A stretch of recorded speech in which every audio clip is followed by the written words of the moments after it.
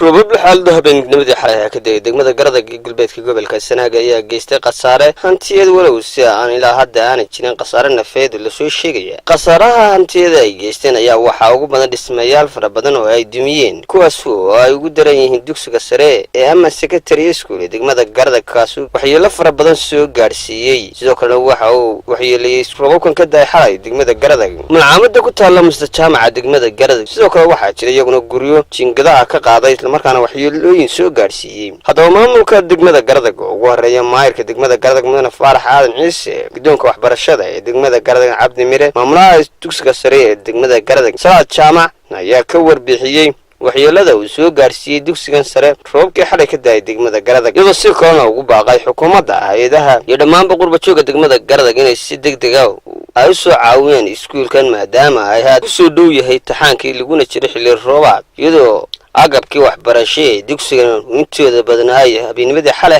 roobkii qooyeen isla markaana ay waxyeelooyin soo gaarsiiyeen roobabkaas waa kuwan iyagoo ka hadlaya qasaaraha uu geystay roobkaas. Inuu joogno waxa uu Dugsiga Sare ee degmada Garadag runtii waxa weeye isku aad iyo muhiim ah arday badan ay dhigato waxa la soo gudboonaday ama saameyn ku yeeshay roobkii dabaylaha lahaa deerkii ugu dheeraa oo 100 mitir square 100 mitir ka mid ah iyo fasaladii iyo office-kii iyo stoodadii ilaa laabkii library-gii waxa ku soo gaaray Qasaare magaranaysa oo jingadii ka qaaday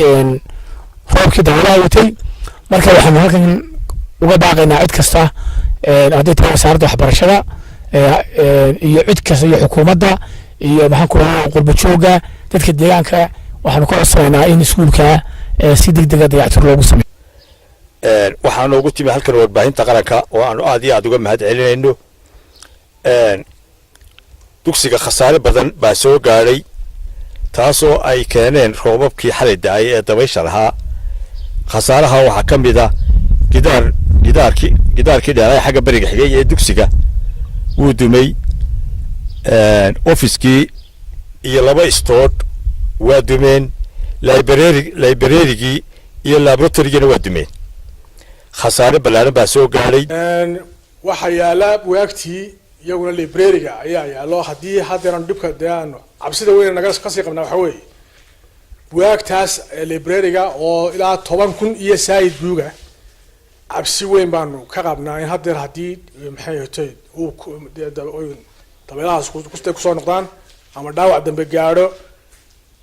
inay naga qoyaan alxamdulillah marka waxaanu ogeysiinaa wasaaradda